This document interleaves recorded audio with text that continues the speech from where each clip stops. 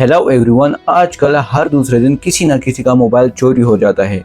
कभी मार्केट में, कभी मस्जिद में, कभी बाइक पर या कहीं पर भी। और जब फ़ोन चोरी हो जाता है तो सिर्फ एक डिवाइस नहीं जाता, बल्कि उसके साथ आपका सारा डेटा, पर्सनल फ़ोटो, कॉन्टैक्ट्स और अकाउंट्स भी चले जाते हैं।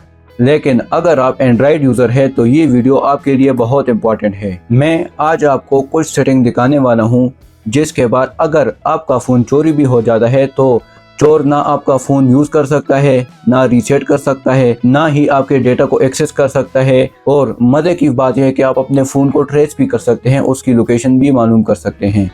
तो चलिए शुरू करते हैं। ज़रा सोचिए, अगर आपका मोबाइल फ़ोन चोरी हो जाता है तो सबसे पहले आप क्या करेंगे? यकीनन आप चाहेंगे कि हम उसको ट्रेस करें, हमें उसका लोकेशन मिल जाए।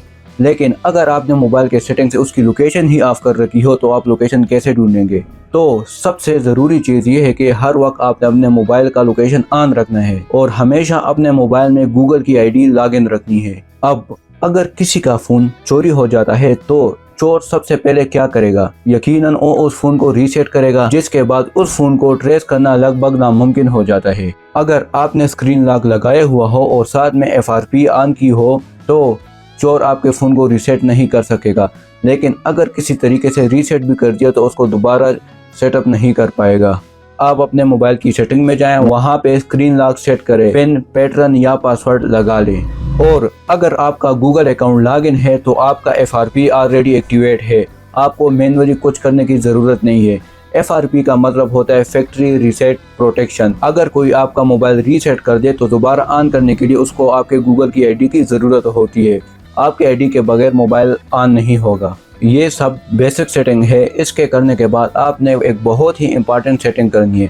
आपने मोबाइल के सेटिंग में चले जाना है, स्क्रॉल डाउन करके पासवर्ड एंड सिक्योरिटी में चले जाना है, यहाँ पे प्राइवेसी पे चले जाना है, यहाँ फाइंड हब पे क्लिक करना है और इसको ऑन कर देना है। यहाँ पे फाइंड यूर ऑफलाइन डिवाइसेस पे क्लिक करना है और यहाँ पे विदाउट नेटवर्क सिलेक्ट कर देना है। इस सेटिंग का फ़ायदा ये है कि कोई अगर आपके फ़ोन से सिम भी निकाल देता है तो उसके बावजूद भी आप अपने मोबाइल को ट्रेस कर सकते हैं। अब मैंने ये सारी सेटिंग अपने इस मोबाइल में कर दी। मान लीजिए कि मेरा ये फ़ोन चोरी हो जाता है तो चलिए हम अपने लैपटॉप से इस फ़ोन को ट्रेस करते हैं। लेकिन याद रहे, जो गूगल आईडी इस मोबाइल में लॉगिन है वही सेम गूगल आईडी इस लैपटॉप में भी लॉगिन होनी चाहिए। इसीलिए हमेशा अपनी गूगल आईडी और पासवर्ड कहीं पे लिख लिया करें ताकि आपको भूल न जाए, क्योंकि ये बहुत ज़रूरी है मोबाइल ट्रेस करने में। सबसे पहले आप अपने लैपटॉप में ब्राउज़र ओपन करें और यहाँ पे सर्च करें फाइंड हब और पहले लिंक पे क्लिक करें। लेफ्ट साइड बार पे आपको ऑप्शन मिलेगा डिवाइसेस पे, आपने इस पे क्लिक करना है। यहाँ आपको वो सारी डिवाइसेस मिल जाएंगी जिसमें आपकी ये गूगल आईडी लॉगिन है। जैसे कि हम Redmi Note 10 को ट्रेस कर रहे हैं तो हम इस पे क्लिक करते हैं तो कुछ ही देर में आपका सिस्टम आपके मोबाइल से कनेक्ट हो जाएगा।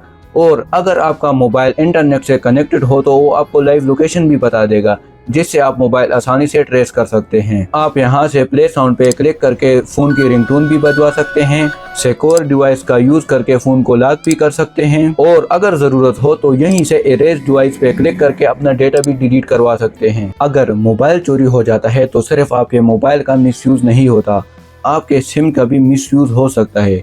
तो इसके लिए ज़रूरी है कि आप अपने सिम को पहले से ही कोड लगा दें। सिम को पिन कोड लगाने के लिए आपने मोबाइल के सेटिंग में जाना है, पासवर्ड एंड सिक्योरिटी में जाना है, प्राइवेसी पे क्लिक करें, यहाँ पे अपना सिम सिलेक्ट करें और सिम लॉक ऑन करके यहाँ पे 4 दफ़ा 0 लगा दे, जो कि बाय डिफ़ॉल्ट कोड होता है। इसके बाद आपने अपने मर्जी का पिन कोड लगा देना है, जो कि आपने भूलना नहीं है, जिसके बाद कोई और बंदा आपका सिम यूज़ नहीं कर सकता। तो ये भी बहुत ज़रूरी है। अब हम थोड़ा गूगल अकाउंट के बारे में बात कर लेते हैं। ये गूगल अकाउंट कितना इंपॉर्टेंट है मोबाइल को ट्रेस करने में। अगर आपका गूगल अकाउंट मोबाइल में लॉगिन नहीं है तो आप ना ही फाइंड माई डिवाइस और ना ही फाइंड हब चला सकते हैं और ना ही रिमोटली आप अपने मोबाइल को लॉक कर सकते हैं या डेटा इरेज कर सकते हैं।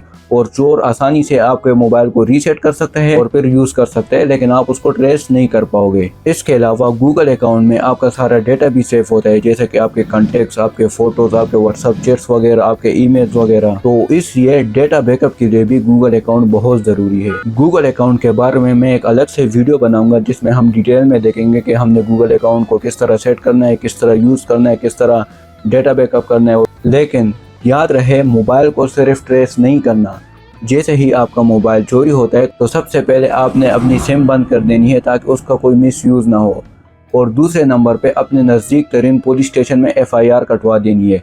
इससे आपको लीगल प्रोटेक्शन मिल जाएगी। अगर कल को आपके मोबाइल का मिसयूज़ होता है किसी इलीगल काम में तो उसकी जिम्मेदारी आप पर नहीं आएगी। तो दोस्तों, ये थी कुछ इंपॉर्टेंट सेटिंग जो हर एंड्रॉयड यूज़र को कर लेनी चाहिए। आज की वीडियो का मकसद यही था कि अगर आपका फ़ोन चोरी भी हो जाए तो चोर ना ही आपका फ़ोन यूज़ कर सके और ना ही आपकी डेटा को एक्सेस कर सके। अगर आज की वीडियो आपको पसंद आई है तो हमारे चैनल को ज़रूर सब्सक्राइब करें और ये वीडियो अपने उस दोस्त के साथ शेयर करें जिसका कभी मोबाइल चोरी हुआ हो या उसके साथ जिसकी प्रोटेक्शन आप चाहते हैं। मिलते हैं किसी और वीडियो में, तब तक आप ये सारी सेटिंग कर ले। Thank you.